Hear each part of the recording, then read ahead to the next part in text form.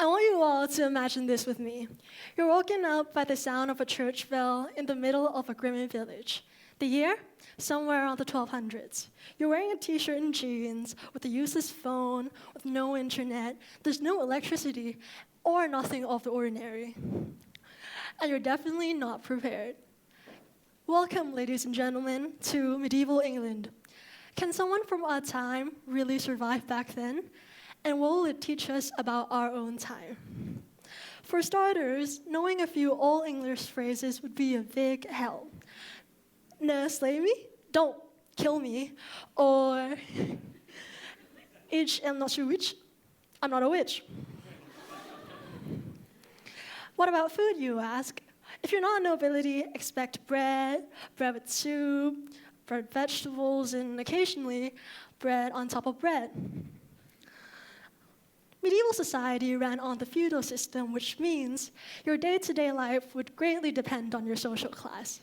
If you've ever played chess, you would know that the king is one of the weakest pieces on the board and relies on the support of others, much like medieval monarchs who depended on knights, nobilities, or peasants.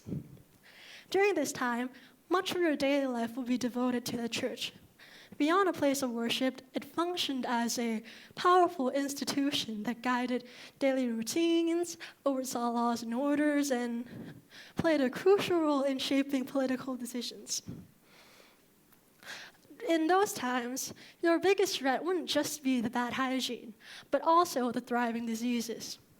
With the bubonic plague just around the corner, and you better hope that there's an extra mass in your pocket, since tuberculosis was responsible for claiming countless lives during those times. Infant mortality, complications during birth, and other infections were also an ever-present danger. In those times, medicine relied on superstition, religion, and belief, with treatments such as herbal remedies, bloodletting using leeches, or drilling holes in your skull, all practiced without sanitation or anesthesia. In those times, falling ill meant certain death. While today modern medicine allows most people to survive diseases and infections that once wiped out entire communities, providing treatments, surgeries, and vaccines. In the meantime, society has also changed in ways that most of us barely even notice. Rigid social hierarchies once controlled every aspect of life, but now most of us take for granted the freedom and opportunities that were once reserved only for the elite. In seconds, we do what it took entire centuries to build, discover, or conquer. Power flows through wires, water flows through pipes, and information travels instantly across the globe, most without having to lift a single finger. Today, we can carry the entire world in our pockets, but to our ancestors, it would have been pure sorcery or just bending the laws of nature itself. Still, countless of problems remains to be unchanged. Rigid social hierarchies continue to determine who thrives and who struggles, while poverty, discrimination, and injustice shapes far too many lives. People still die from preventable diseases, and access to care is often limited by wealth, location, or systemic neglect. We still live in a world where gender decides paychecks, power, or even safety, where sexism gets brushed off as just a joke. It's not progress when women still have to fight to be heard. And now, your worth isn't built on skill or effort. It's built on clout, likes, and followers.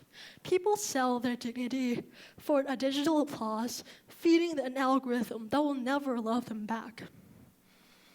As we remember how far we've come, we must also face how much remains unchanged and how fragile our progress truly is. History isn't just what's behind us.